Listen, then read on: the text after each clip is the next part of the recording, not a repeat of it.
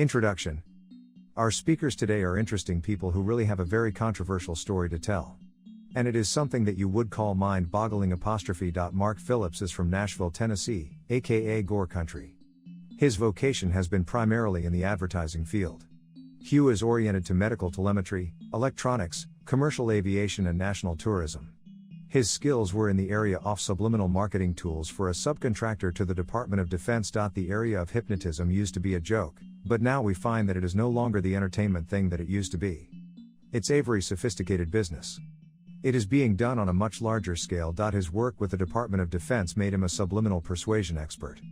He is recognized in the media nationally and has been interviewed by many people on the subject of mind control. And he is also best known for his help in the recovery of our second speaker, who is Cathy O'Brien. Cathy comes from Michigan. She is formerly also with the U.S. Department of Defense. The MKUltra monarch CIA mind control slave was the expression used.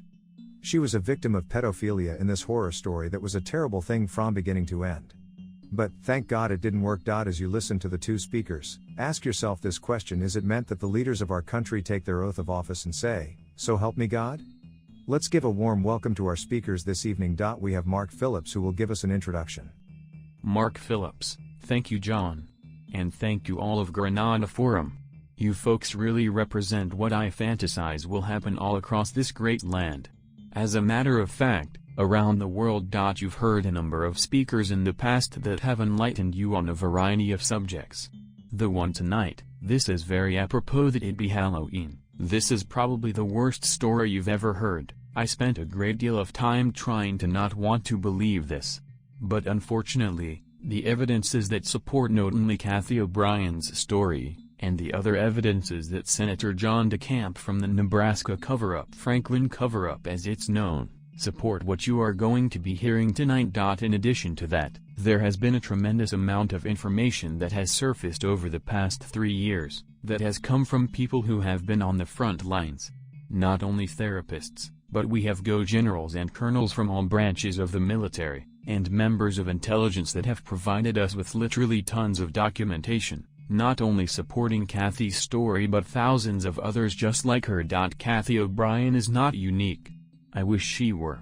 Because if she were, I would not be in front of you tonight. Because it would mean that this problem went no further. Unfortunately, that is not the case. What has happened to Cathy O'Brien is happening all around the world, and it's happening in daycare centers, it's happening in homes, and not homes of Appalachian people who lack any education, or any written language skills, who have been practicing incest for years. This is happening as a result of a very coordinated effort that has come out of the intelligence communities, again, from around the world. My role in all of this is relatively simple, but nevertheless complex. I'm going to give you all a background tonight off a few minutes of MKUltra information. I can't, nor can Cathy, discuss what we may surmise are other victims, other than the ones that are the most obvious ones, like Timothy McVeigh. And again, it is not our experience, we have no proof, we only have Mr. McVeigh's admissions and some other information that would support it. We've spent about 5.5 years on the lecture circuit with law enforcement and mental health. Now that was done to protect us. It was also done to ferret out as much information as we could regarding other survivors, as well as ferreting out information through law enforcement, or I should say cooperative law enforcement, who are like you all. They're free thinkers and they knew something was going on but they didn't understand it. I will attempt to give you some background on myself so that you'll have some understanding of how I was able to do what we've accomplished, Cathy and I. But our main concern, of course, remains the same focus, and that is to get this information out to the populace of this country and all the other countries that are affected, and we don't know of many that are an apostrophe T. And also to affect Cathy O'Brien's institutionalized daughter, Kelly, who, by the way, went into an institution when she was 8 years old, right after I rescued them, and she remains in that institution, or an institutionalized setting to this day. I don't know how many of you all can imagine being a child and being raised in a mental institution. But I can assure you, it is not a pretty sight. Even though Kelly has not been mistreated as she had been prior to going into the institution. External control of the mind is not something new. It's thousands of years old. It's recorded in caves, It's recorded, the exact formula for trauma-based mind control, in the Egyptian Book of the Dead. Adolf Hitler was particularly interested in mind control, and he assigned his right-hand man, Heinrich Himmler, to do some research, particularly on the families of Northern European multi-generational sexually abused, psychologically abused, physically abused children. You see, I'm sure each of us understands, those of us that read the Bible and understand its literal interpretation about the sins of the father, understand what multi-generational abuse means. In this case, multi-generational abuse, and that begins by the way at birth, involves horrendous sexual, and psychological and physical abuse a thought is put on these children by their caregivers. Adolf Hitler knew that these people who are abused become very, very receptive to external control of their mind. They also develop some incredible abilities, like 44 times visual acuity. Now I know that it doesn't take a rocket scientist, pardon the pun, to figure out how we could use somebody with 44 times the average person's visual acuity. It's called special forces. Special forces individuals are screened very carefully. Now back when I was working for the Defense Department in a project known as MKUltra, which was the exact project that Adolf Hitler assigned Himmler to do, on multi-generationally abused children, I saw nothing of what Cathy O'Brien is reporting. I saw no abuse. What I saw in the prison systems and in the mental institutions were a people who had a chance to recover their lives and their mind. I saw things that were very benevolent. And I really and truly believed the information that I was seeing would eventually reduce our prison and our mental institution populations, dramatically. Because I saw true rehabilitation occur without the use of trauma. Well, I was sworn to secrecy on the things that I witnessed, on the equipment that was developed, and I can assure you that in 1967 all the way up through 1973 when I was involved in this research as a Defense Department subcontractor, the equipment that I saw then was 25 to 30 years ahead of anything known on this planet in the private sector. I don't know if I was even seeing a portion of what was actually available. I don't know if what I was witnessing represented even a small percentage of what was actually occurring. But I was put into that job after months and months and months of psychological examinations because they knew I could keep a secret.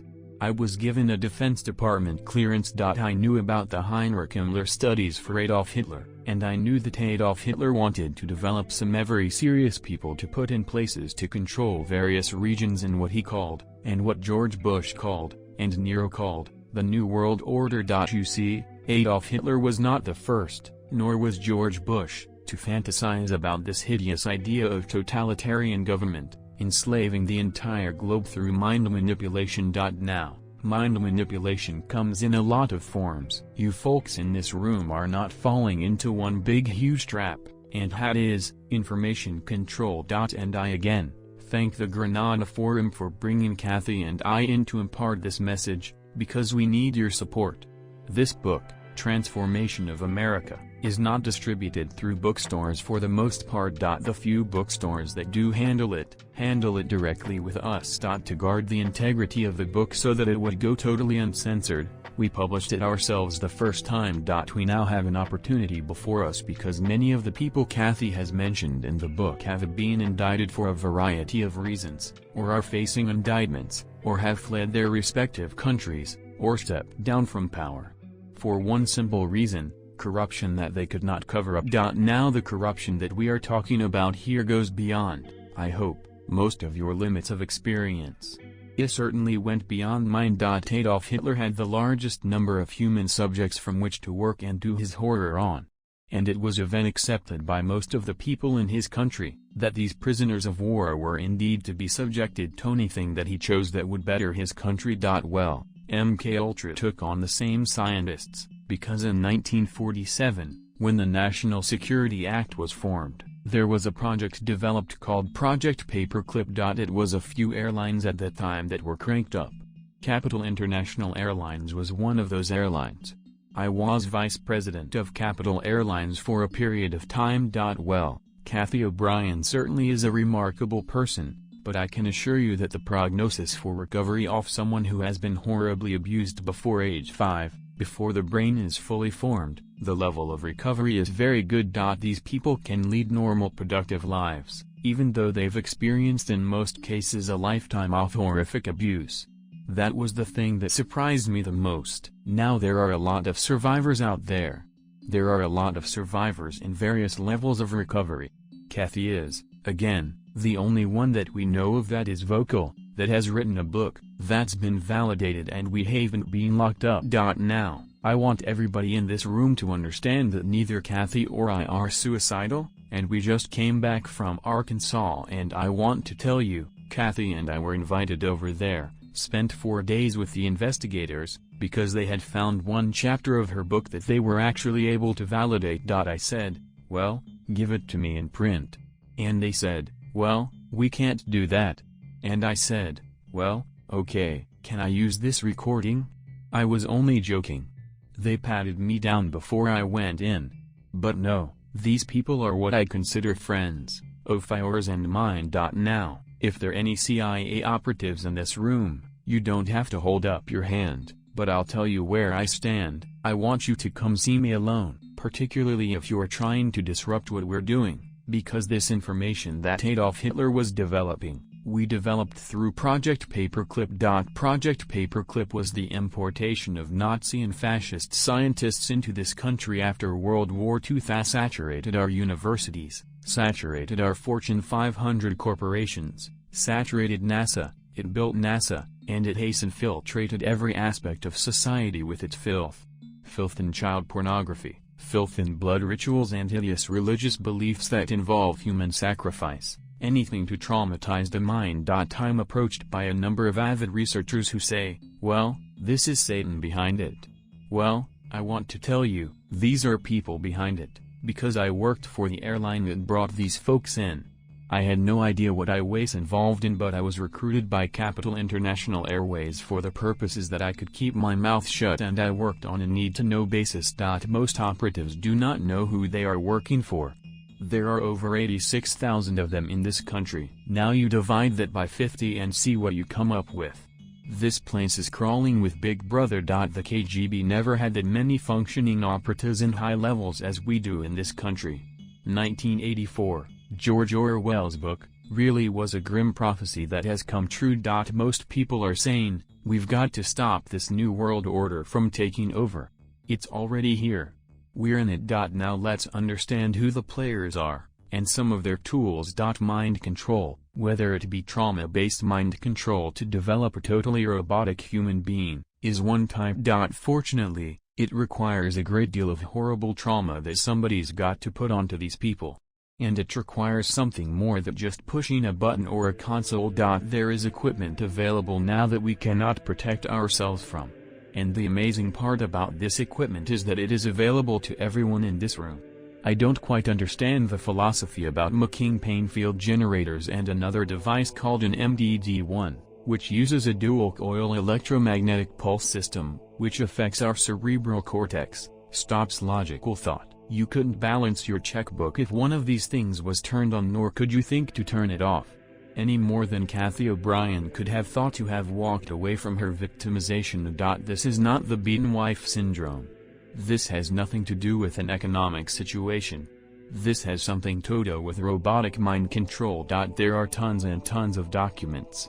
Transformation of America is a book, our book, an autobiography, Cathy's autobiography. I wrote the first 4 or 5 chapters, to give you a briefing. But what this book contains is her life, that which we can validate. When this book was printed we had over 27,000 documents. 27,000 documents fit into 5 filing cabinets. We now have over 3 tons of paperwork. General Russell Bowen, who is one of the originators, and he set up Operation Watchtower, the CIA's drug operation. By the way, how many of you believe that the Central Intelligence Agency is the world's largest drug dealer? Mark raises his hand in the affirmative. Okay. So that makes our country the largest drug dealer on the face of the earth. And I resent this. I know now we the intelligence community did not want me for an officer. I know now why I was not privy to some of the stuff that I am now unfortunately very privy to. Because I think I'd have blown the whistle on them. There's a lot of whistleblowers out here now. I'm not into this. I was hired because I could keep secrets. This is against my programming. But I can assure you of this, it would be against God and everything that I am if I didn't get up here and talk and present Cathy O'Brien so that she can present her story. Cathy and I are really humbled by the number of people that we see who would have done the same thing. And people come up and say, "Oh man, we really appreciate what you are doing." And I say, well, thank you. I appreciate hearing that. I even appreciate it when I hear people say, "This is hard to believe. I'm going to look at this book and I'm going to look at these documents." I tell them, please do this. Look in the back of our book and you'll get a thumbnail sketch of some books that you can get that are written by doctors, intelligence officers and a number of other concerned professionals who present the elements of what Cathy experienced. This is good news because I wouldn't have 1 ounce of credibility as far as MKUltra goes if this didn't come out, and I couldn't even tell you the code name. In 1977, the 95th U.S. Congress met to address an issue that a Dr. Ewan Cameron, the founder of the American Psychiatric Association, APA, the lobby group in Washington that controls what doctors do for our heads when we run into trouble. Psychiatry is the youngest of all the healing arts and it is the most primitive of them all. The information that therapists are provided with by their lobby has been carefully screened. Information on rehabilitating victims of mind control is not only scarce but it has required some incredible efforts by some brave individuals who wound up getting sued because they could not violate the civil rights of the individual that they were treating. The situation with Cathy and I was very different. I wasn't a doctor. I wasn't a psychiatrist. I had no insurance or practice or license to protect. So I kept Cathy from reading newspapers. You see, when I rescued her on February 8, 1988, she didn't know her name, how old she was or where she'd been. I'd seen this with people involved in espionage and I immediately thought that Cathy had been an information courier, even though she was dressed like a prostitute, walked like a prostitute and talked like someone who was leading a Christian choir somewhere. It was such a conflict, I couldn't quite grasp this contrast, until I was given a great deal of information from some people involved in intelligence in this country and abroad. I was fed a treatment modality that would ultimately lead to putting Cathy O'Brien free again for the second time in her life. The first time was when she was born and it stopped right there. Cathy O'Brien had been a victim of the most horrendous abuse system known to man. The type of mind control that Adolf Hitler thought that he could use on certain individuals to put them in positions of extraordinary power whilst having invisible strings, a master puppeteer to their minds and what they said. I don't know if we have politicians like that now or not. Because it seems like you don't have to put them under mind control, they'll do anything that corrupt members of Congress persuade them to do. I've known several corrupt congressmen that didn't have to be blackmailed with sex, that didn't have to be enticed with money, or drugs. They just simply were corrupt. You see, a sociopath is a very outgoing individual. Leaders. Unfortunately, sociopaths have no conscience, no expression of soul. They do not relate to anyone else's pain except that it gives them pleasure. MKUltra was designed and had many sub-projects for developing the perfect soldier, the perfect espionage agent, things that I was told would cover an area of our national security that no soldier and no diplomat could possibly cover. No one told me that we were using them as drug mules and prostitutes. No one told me that we were using them for breeders so that children could be provided for sheiks, world leaders. No one told me that we were using them for money laundering operations. When I rescued Cathy and her daughter, it took me a year to put Cathy back together, literally, with a whole lot of help, and a whole lot of love. Other therapists don't have that latitude. They can't love their patients. They can't keep them away from telephones, newspapers and TVs. And they wind up getting contaminated because they are highly suggestible. They see an ad for fried chicken, they can smell it. Now, I dreamed as an ad man to be able to produce ads like that. I worked real hard just to get somebody to go, nice ad. But nobody ever drooled on any pages that I ever put out. And I used subliminal. I used a form of neurolinguistics. Those of you who don't know about neurolinguistic programming should learn. Tony Robbins is an advocate of neurolinguistic programming and he teaches it. Matter of fact, he taught George Bush and he taught Bill Clinton. And there's nothing wrong with Tony Robbins. He's not a bad guy. He's a smart businessman. And any smart businessman these days knows the value of neurolinguistics, or the language of the unconscious. To me it's the subconscious. The language of the subconscious provided many of the codes, keys and triggers to unlock all the rest of the doors in Cathy's mind that pertained specifically to her abuse. It gave me information like bank account numbers first. And by the way, I am nothing more than a hacker. And instead of going around and looting the bank accounts and having to hide for the rest of my natural life in luxury, I took them to the FBI. Not because I knew they were clean or dirty, it's because I didn't want them to kill me over it. I provided everything that's in this book over a period of 3.5 years to every state, federal and local law enforcement agency that was directly involved with this case. And the names of over 1,000 agencies and people are in this book. I wanted to get this before Congress, like happened in the 95th U.S. Congress in 1977, when the wife of a Canadian cabinet member had gone into a mental hospital in Montreal, where Dr. Ewan Cameron was practicing, and she came out as a vegetable. The cabinet member was incensed on trying to find out what had happened to his wife. They put her through horrific electroshock tortures and every other conceivable torture, drugs, hypnosis. Unfortunately, many others were involved in Dr. Ewan Cameron's experiments. Of those recovered ones, I'm in touch with 2, and these people are highly functional, and one of them will be doing the same thing we are in the very near future. I don't know of any in this country that have recovered to the point that Cathy O'Brien has, because no doctor can dedicate 16 to 18 hours of every day in, day out, 7 days a week, and violate every civil right that they've got, and get away with it legally. Nor can they have their patients legally go into the safe of their handler and pull out their diaries. By the way, in one of the diaries it's got Bill Clinton's home phone number, it's got Dick Thornburg on a coke deal for $20,000, and the list goes on. This is a small group, gang.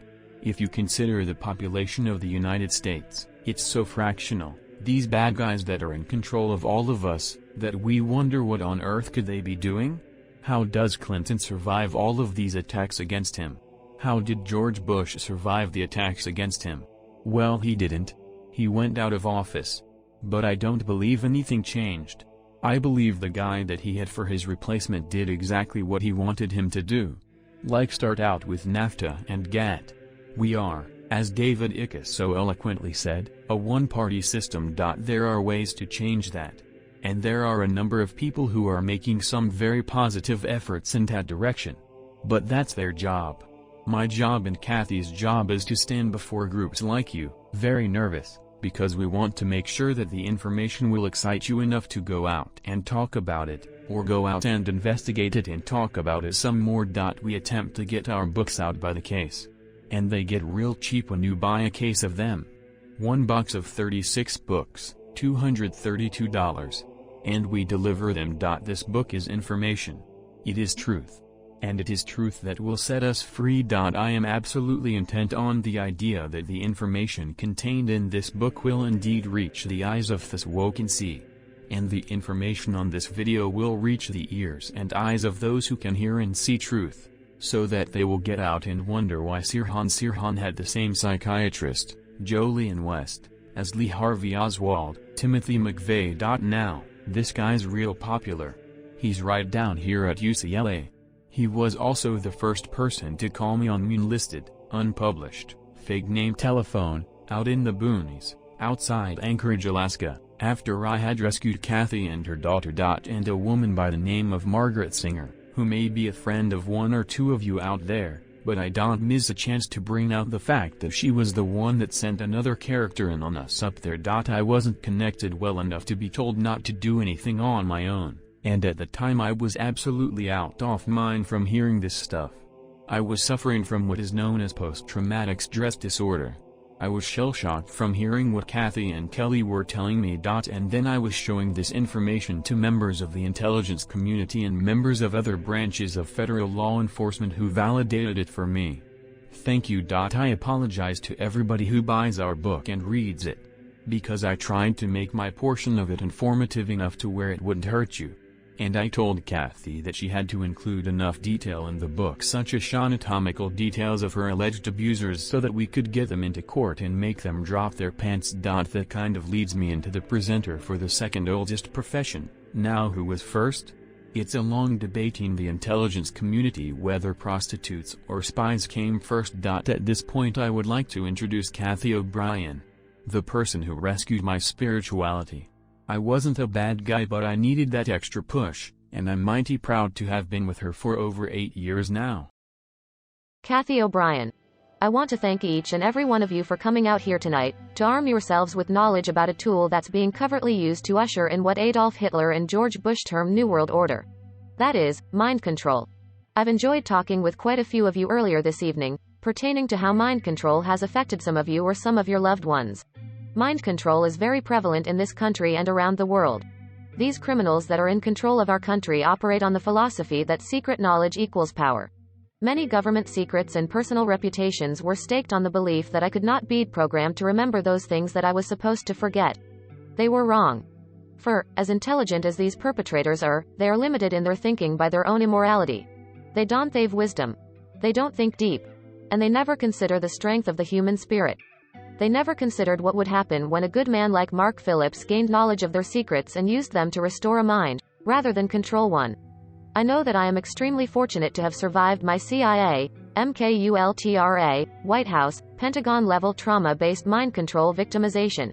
Now that I'm in control of my own mind, and ultimately my free will, I'm telling everything that I witnessed and saw and heard and photographically recorded behind the scenes of this New World Order effort. By telling their secrets, their power is eroding. I also speak out to give voice to the many mind control victims and survivors out there who can't think to speak out and tell what they know and what they've endured. I speak out for the sake of my daughter, Kelly, who is now 16 years old and is a political prisoner in the custody of the state of Tennessee, where she is being denied any rehabilitation, due to the political affluence of her abusers. She is counting on Mark and I to get this word out on her behalf. For Kelly's sake and for your sake, Mark and I have gone to great lengths with the facts and the truths that are listed in our book, Transformation of America. Transformation of America as self-published, uncensored, so that you can have the facts that you have a right to know and a need to know. These truths have been covered up and kept from us for a long time under a blanket of so-called national security. This is the same blanket of national security that has prevented us from obtaining justice despite the extensive evidences and documentation we have. We have over 27,000 documents and evidences, government insider testimony, medical records, more than enough evidence for any legal procedure in this country, including congressional. But this blanket of national security has stopped us from obtaining justice. It's time for truth to prevail. It's time that these truths were brought to light for the sake of humanity as we know it. I'd like to begin by defining mind control, by my experience. I realize that my experience was extreme, that the extensive, total robotic, absolute mind control I endured is more limited than the kind of mind control that is proliferating in society. Mind control has kind of a sliding scale, where you've got the total robotic mind control on one side and you've got mind control that is proliferating, such as in occultism in this country, or Global Education 2000, where children are losing their freedom of thought and their ability to critically analyze. There are so many different aspects of society that are affected by mind control in varying degrees. It's imperative that this information gets out, and as I explain my victimization, it certainly can be applied to all different facets of mind control and mind manipulation. And as Mark and I have heard so many times from people who have read the book and who have heard us speak out, that this is a thread that is tying things together. All of a sudden this whole new world order is making sense. The erosion of constitutional values, the erosion of morality in this country, all of a sudden it begins to make sense when we learn about mind control. I was born in 1957, in Muskegon, Michigan, to a multi-generational incest-based family. This means my father was sexually abused as a child, my mother was sexually abused as a child, and they were sexually abusing me. My father sexually abused me as far back as I can remember. And I've often heard him state that he began substituting his penis for my mother's nipple while I was still an infant. I tell you this so you can understand that my sexuality was confused at infancy.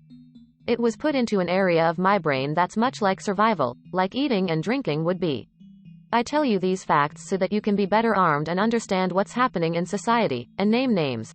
Mark and I name names in our book. Not so that I can say that I was in the White House with so and so, I mean I miss the whole glamour part. But this is so you know who the problem is and where these problems lie. The sexual abuse that I was enduring was so horrific that I developed dissociative identity disorder. This used to be termed multiple personality disorder, and I'm so glad they've changed it to dissociative identity disorder because it really more aptly describes the compartmentalization that occurs when a person endures trauma that is literally too horrible to comprehend.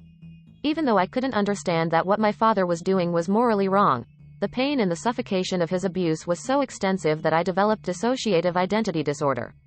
It certainly was incomprehensible. There was no place for it in my mind to deal with such horror. Therefore, I developed a compartment in my brain, a little area behind amnesic barriers that was actually the neuron pathways shutting down in my brain in order to compartmentalize the memory of abuse so that the rest of my mind could function normally, as though nothing had happened. So if I'd seen my father at the dinner table, I didn't remember sexual abuse, but as soon as he unzipped his pants, the part of me, the part in my brain that knew how to deal with that abuse, the neuron pathways actually physically opened up so that that part of my mind could deal with my father again and again and again as needed.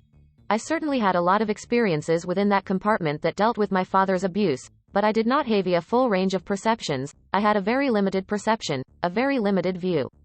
Therefore, I'm so glad it's not her med personality anymore. I developed another compartment within my brain to deal with my mother's abuse. Her abuse was primarily psychological. She suffered from dissociative identity disorder herself, and I don't hold her accountable for her actions the way that I do my father, who was fully aware of what he was doing. My mother, in spite of her inability to control herself, destroyed any remnants of self-esteem that I might have developed. And her abuse was so horrific that I developed another compartment in my brain just to deal with my mother. I developed another compartment to deal with the child pornography that my father was subjecting me to.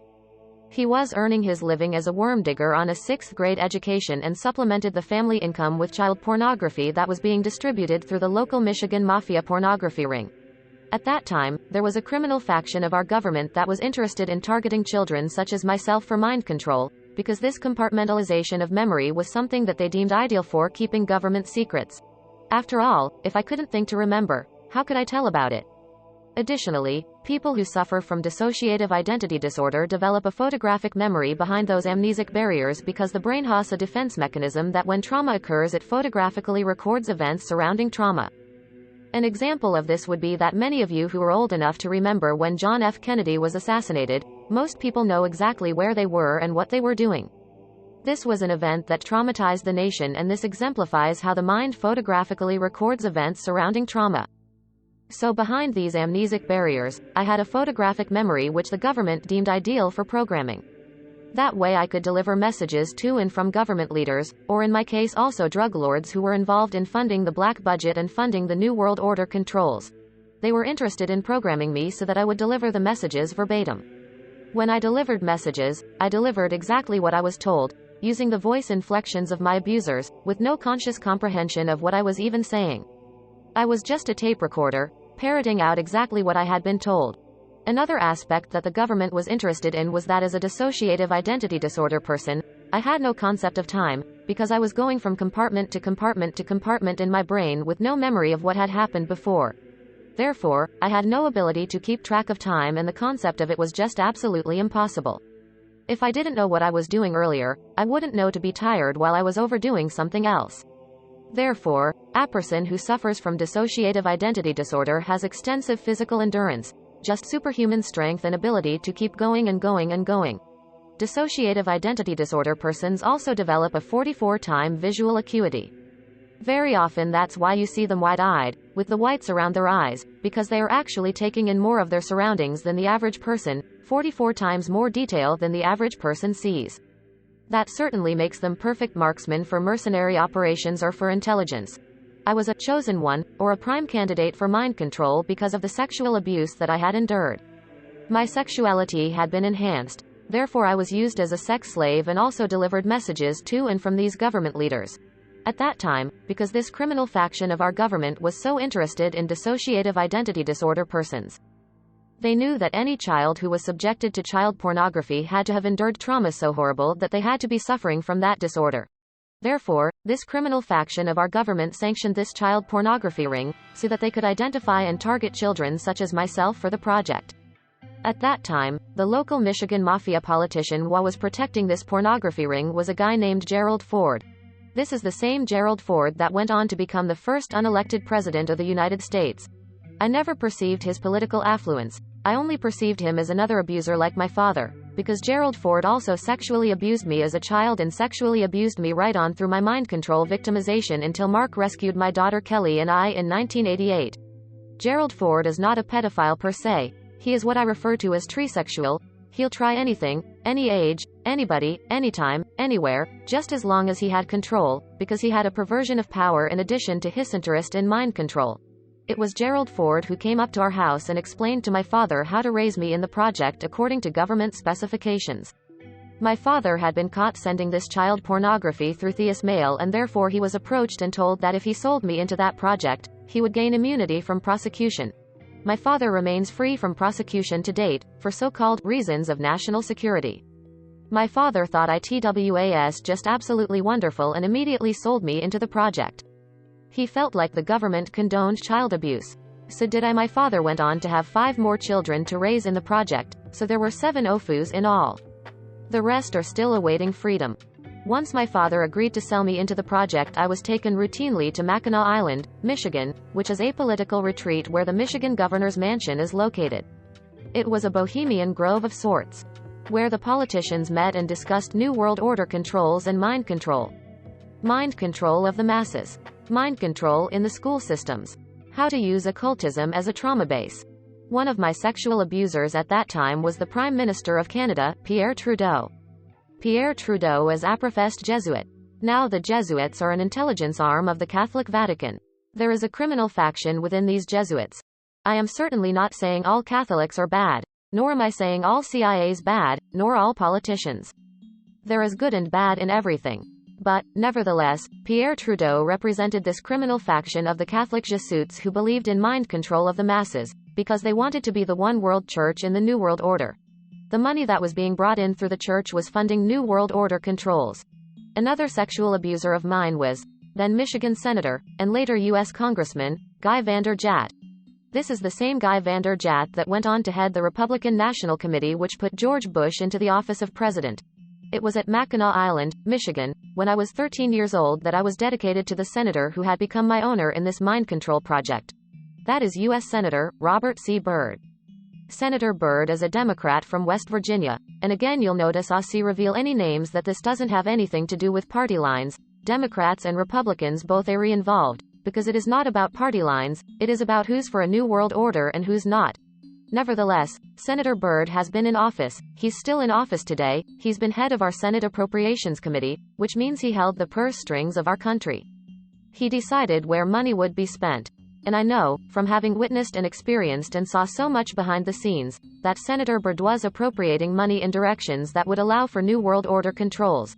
Not only that, but my father, for having sold me into this project, was granted a lucrative military contract for making camshafts for military automobiles and all. My father became extremely wealthy on a 6th grade education. Senator Byrd, as my owner, would decide where I should go, when, what operations I would be forced to carry out during the Reagan-Bush administration, what places I should be taken to specifically for mind control programming. Senator Byrd directed all of my activities. Also around that time, I had made my first communion, in Muskegon St. Francis of Assisi Church. Having made my first communion, I also endured an extra ritual after that was referred to as the right to remain silent. This involved Congressman Vander Jagt and the head of our church at that time, a Father Don. They subjected me to an occult blood ritual. This was so horrific, this reversal of the Catholic Mass, it confused my mind because when a person is operating on a subconscious level they are so traumatized that consciously there's no place for what they are enduring. The subconscious mind has no ability to discern and to question and reason the same way that the conscious mind does. And this reversal of the Catholic Mass into occultism just made it all seem to run together in my mind. It was so absolutely horrible that my mind readily accepted the mind manipulation that I endured afterwards, a hypnotic language, the neurolinguistic programming, mind control programming, that actually changed the way that my brain was functioning. You know that part of my brain that I said would open up to deal with my father's abuse again and again? They changed that, so that they decided when, where and how that particular compartment in my brain would be opened and accessed. They replaced the triggering mechanism with hypnotic codes, keys and triggers, hand signals. There's also phone tones that can open those neuron pathways and give access to the compartmentalized memories as well. With this right to remain silent, I also had a silence in my head after that, because up until that time I heard my own voice arguing back and forth, with all these different perceptions from the different compartments in order that I could formulate some kind of a decision about things. I remember before the right to remain silent that I had some free thoughts of my own, and I had hoped for a place in the world where people didn't abuse each other. I had hoped to have 10 children that I knew would be at least 10 children in this world that weren't abused. I had hoped for those things, but with the right to remain silent I lost my capacity, my ability for free will thinking. I lost my ability to even hope anymore. I lost all free will entirely. This right to remain silent silenced this argument that always went on in my head, and instead all I ever heard from that point on was the voices of my abusers directing me, telling me exactly what it was that I was supposed to do. I could have only robotically followed those instructions and carried them out. By the time I was ready for high school, Senator Byrd ordered that I be sent to Muskegon Catholic Central High School. At that time there was an enormous emergence of information that Catholics had long since learned the effects of trauma on the human mind. They had learned it and kept records of it for so many years, from such things as the Spanish Inquisition and other aspects where people who didn't follow the belief systems were wiped out. The Crusaders had also recorded a lot of information pertaining to trauma on the human mind. This information was being merged with the Himmler research that the CIA had taken and had been advancing on. The combination of the merging of the information was very powerful.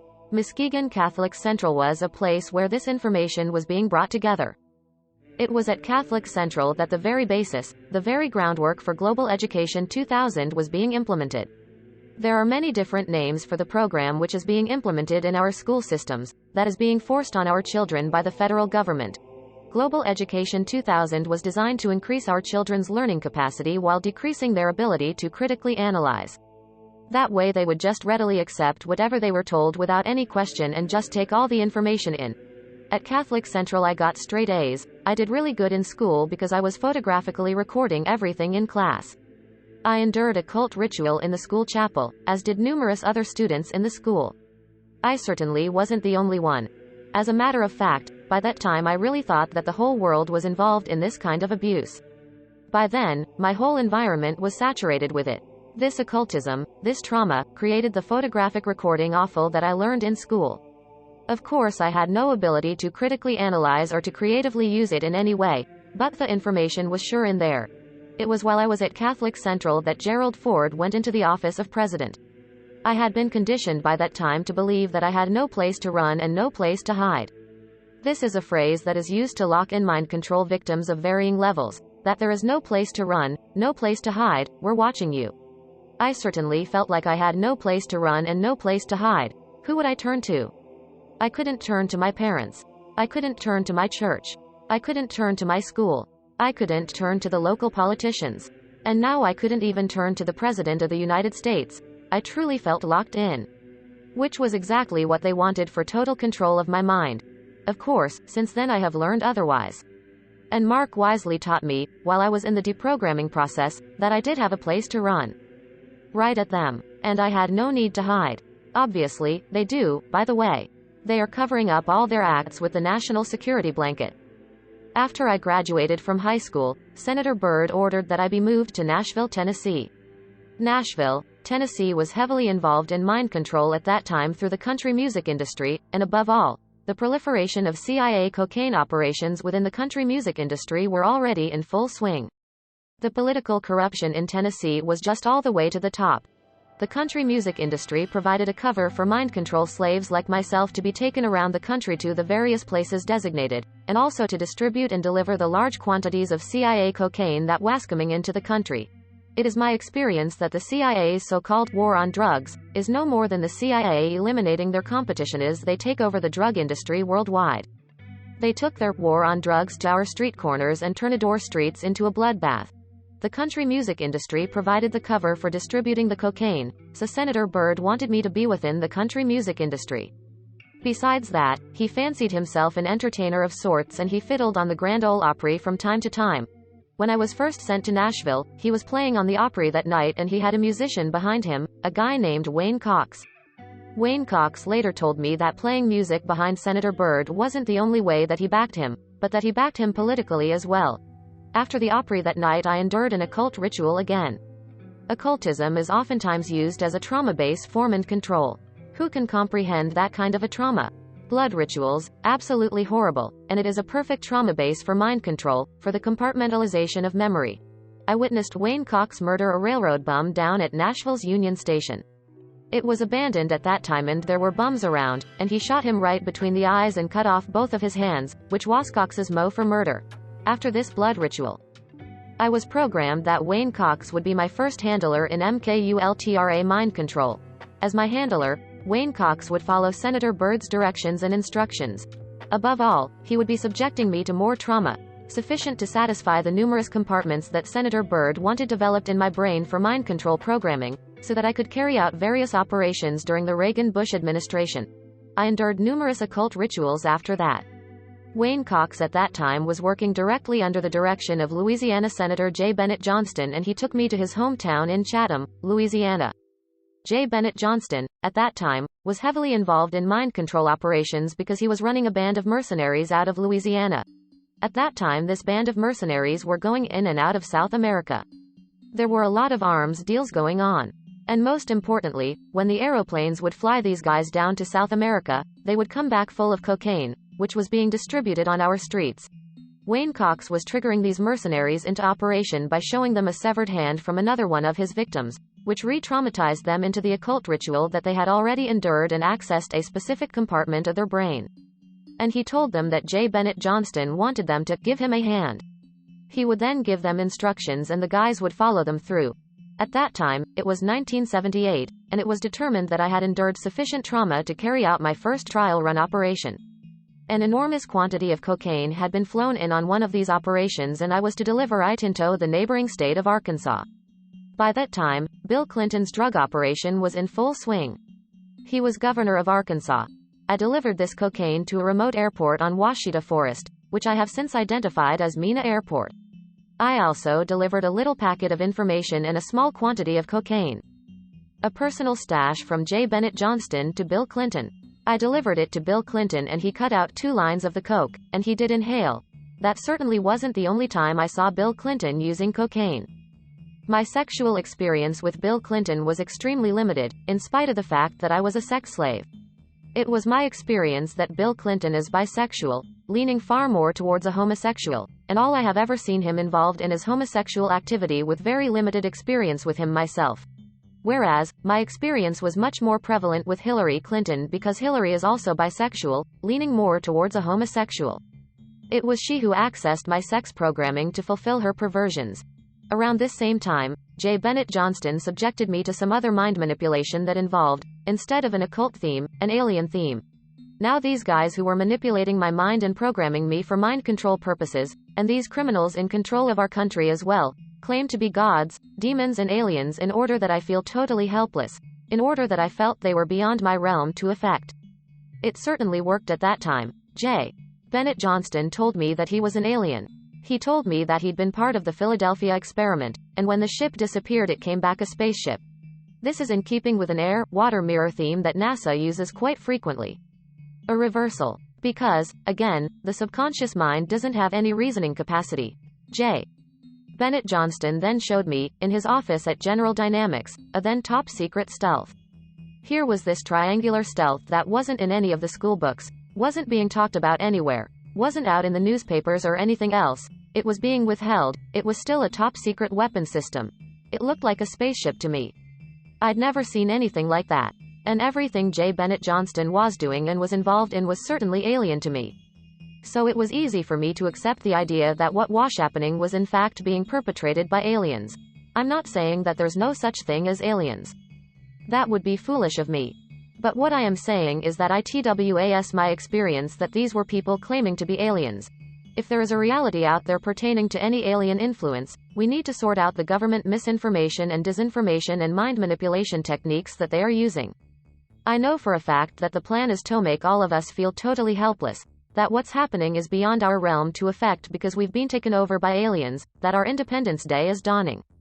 So, beware of that. Understand that those criminals have been keeping information and technology from us under the blanket of national security. They are 25 years ahead of us at least technologically. Can you imagine what they've got now? What's happened that you are aware of in the last 25 years? Microwave ovens, we've got computerization, and they've had access to all of that to continue their own advancements. They are way ahead. So when they say, it's aliens, and they show us some incredible technology, don't fall into the trap of feeling totally helpless, that this is beyond our realm to affect. Superstition begins where knowledge leaves off, and they have been keeping knowledge from us for a long time. People have all kinds of belief systems, and I'm sure each one of you has various and different belief systems as well. Regardless of what your belief system is, it is imperative that you know that these criminals are people. They are within our realm to affect. They need to be held accountable for their actions and their crimes against humanity. It was 1980 when my daughter Kelly was born. She was born directly into the MKUltra mind control project, on a much higher level, a much more sophisticated technological level than I was subjected to. In addition to trauma, she was subjected to harmonic mind control programming on NASA installations, literally since birth, before her brain even had a chance to form.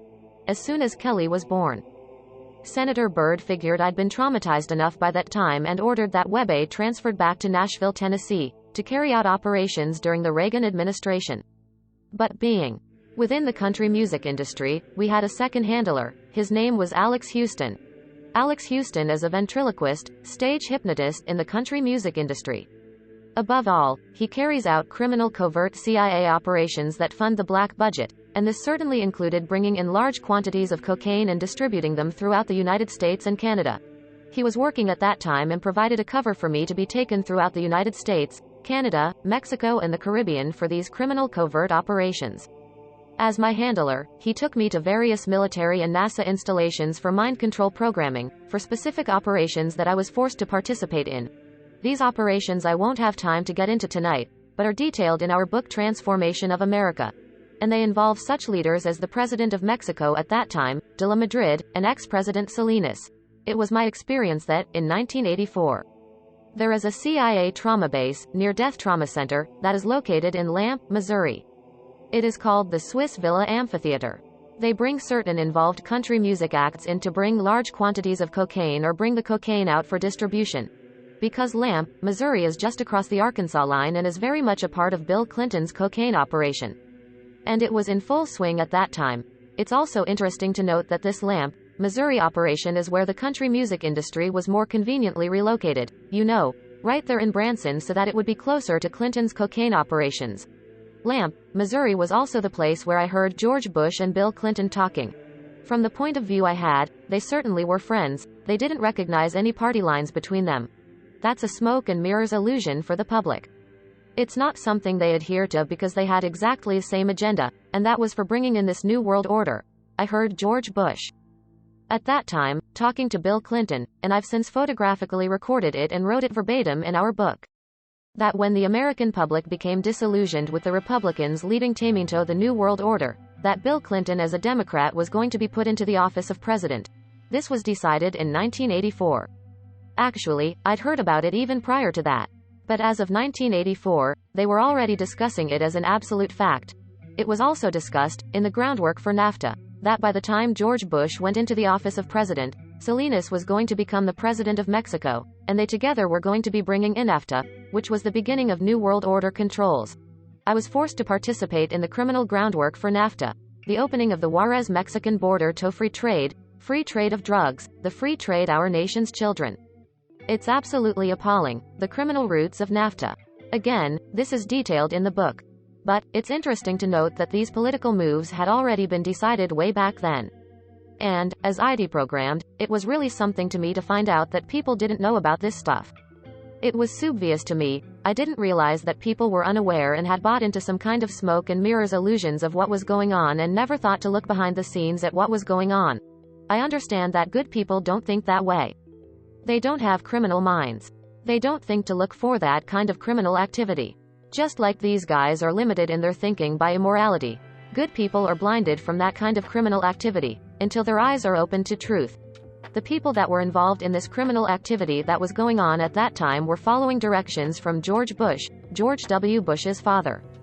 I don't purport to know it all. I don't purport to know that George Bush is at the very top of all this. But he is as high up as I knew. It was my experience that Ronald Reagan answered to George Bush. Not robotically, not under mind control, but willingly because George Bush was respected for what he knew about bringing in the New World Order. Consider his past. George Bush first began with the United Nations. Then he went on to head our CIA. Then he ran our country through 3 administrations that I'm aware of. The Reagan administration, his administration and the Clinton administration, because Reagan and Clinton both answered to him. Mexican President de la Madrid answered to him, and knew that Salinas was coming into power, and Salinas had more influence in Mexico at that time than de la Madrid, as far as my experience was concerned. Also, Saudi Arabian King Fahd followed orders from George Bush. As did the Prime Minister of Canada, Brian Mulroney.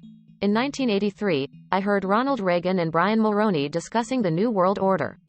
Senator Byrd had acted in the capacity of a pimp and prostituted me to Reagan, and I was present at this White House cocktail party. Now Ronald Reagan certainly provided a wonderful smoke and mirrors illusion for all of us. For those of you who don't want to believe that he's involved in all of this. He told you he is an actor.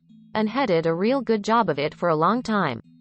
That was his role. That's what he was supposed to do. Nevertheless, I heard Ronald Reagan telling Brian Mulroney that he believed the only way to world peace was through mind control of the masses. I know from experience that there's no peace of mind under mind control. And I wonder at a world peace where people don't have peace of mind. The ramifications of mind control are far-reaching. I also know that under mind control there's no free thought. Without free thought there's no free will. Without God-given free will there's no soul expression. What kind of a world peace can we have without any free will or soul expression, without any spirituality? Mind control needs to be exposed in order that people maintain their freedom of thought. In order that people maintain their free will, and have that spiritual expression. Because when people have soul and spirituality, they're going to be acting in a capacity of love anyway. That is where world peace is. Not in mind control. By 1988, I had been forced to participate in numerous operations against my will. All of which I certainly would never have done. I guess if I'd had any part of me that was willing to do anything like that, mind control would not have been necessary. I'm appalled at what I was forced to participate in, but I am relieved that this information is getting out, that people are passing the book hand to hand so that hand in hand we can take back our country. This information is information that you have a right to know, and a need to know, and their controlled media are not going to suppress truth. Truth prevails. In 1988, Mark rescued my daughter Kelly and I. We couldn't think to escape. I couldn't think to save my daughter any more than I could think to save myself, and all those childhood hopes and dreams certainly hadn't come to fruition. When Mark rescued Kelly and I, we didn't have any ability to hope for good people. We didn't know they existed. We didn't have a capacity to trust anyone that wasn't within our realm of experience. I couldn't think to reason that Mark was a good guy, but I had seen him with his animals and we had this extra sense developed. We sensed things very strongly. After all, when you consider that we use like 10% of our brain, we'd been blasted into other parts of our brain which were real perceptive on what's considered, I suppose, psychic levels by some definition. We had a sense for things, kind of like the animals did. And we noticed that the animals loved Mark. He had these 3 raccoons that he'd rescued, and they all loved him, and they hugged him and wrapped their arms around his neck and they patted on his face, and he kissed them. And you know, that was really a neat thing for us to see, because we had only seen our animals abused. We had lived on a farm and we had dogs and cats and horses and cows and guineas and chickens and all kinds of animals, all of which Alex Houston tortured or killed to keep us in line. If we didn't do this, this would happen to our pet. And we loved our animals. Please bear this in mind, that people who abuse children oftentimes abuse animals. If you see someone abusing an animal, keep your eyes open, look further, make sure those kids are safe. I've never seen an exception to this rule. Not that there's not one out there somewhere. So, it was very telling to us that these animals loved Mark. Additionally, when he came in and rescued us, we were under the gun of the CIA. Everything was very curious to say the least. I was 30 years old. I was supposed to be killed, as most mind-controlled slaves are at the age of 30. Besides, I was considered too old for sex by that time. So, I was supposed to be wiped out. Mark came in and rescued me from certain death and rescued my daughter from a fate much worse than death, and took the time to rescue our animals. He packed up all those cows and horses and guineas and chickens and loaded them upon these different trailers and brought them to safety as well. This had a profound impact on Kelly and I. We certainly developed an ability to trust right there and then. Mark took us to the safety and serenity of Alaska. Since we were safe for the first time in our lives, experiencing love for the first time in our lives, memories of our past began flashing on our mind screen. As these memories flashed and I started to remember what had happened to me and to my daughter, particularly during the Reagan-Bush administration, I became enraged. I was enraged at what my daughter had been through, the tortures I had endured, and what the plan was for humanity as a whole. I'd have been blinded by that rage, immobilized by that rage, if it weren't for Mark's wisdom in telling me that the best revenge is total recovery. Because through total recovery, by photographically recording all of those events, I could expose these people for exactly what they are, for what their plans are, and for what I witnessed behind the New World Order, to be able to get help for my daughter who was in desperate need of help at that particular time. So, I began writing out my memories. By writing out my memories, I used a different part of my brain than verbalizing. It bypasses emotion. Bypassing emotion was very necessary for logically making the incomprehensible comprehensible, for understanding and grasping what had happened to us and what could be done with that information. Kelly was not so fortunate. Because of the harmonic programming that she'd endured, remembering the traumas and deprogramming the programs did not allow her access to all parts of her brain as it did me. She still needed some technological equipment to help her recover. She needed to actually have those neuron pathways vibrated back open with harmonic equipment. Therefore, she went into Humana Hospital in Anchorage, Alaska, in an intensive care unit. She suffered horribly at that time and responded only to some psychological intervention and not to any conventional medications. Kelly was actually suffering respiratory failure, because mind control has advanced to the point where they know the ins and outs of the brain and the mind so well that they know how to program not only the subconscious, but go into the primitive mind, the very area of our mind where blinking, breathing and heartbeat is regulated. They can go in there and put death programs in place.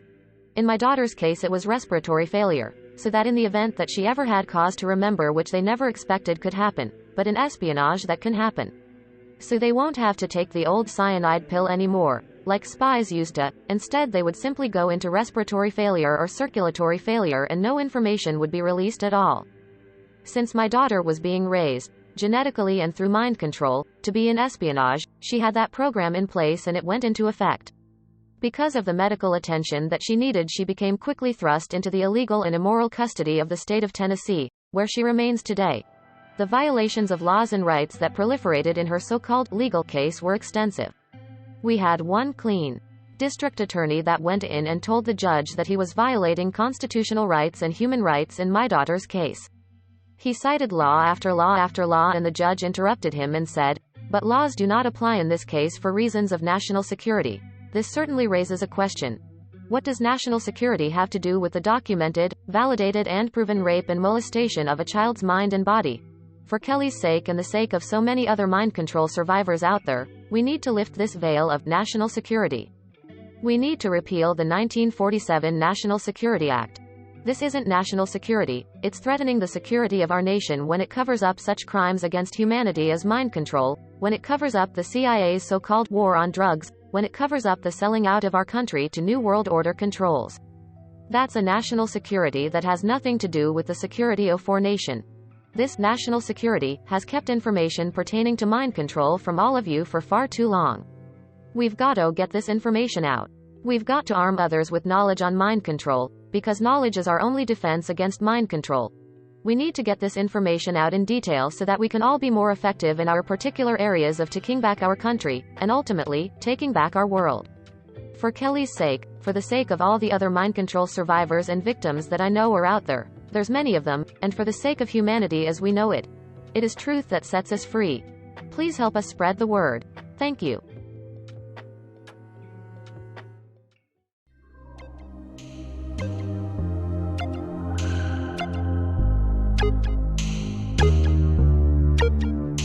Thank you.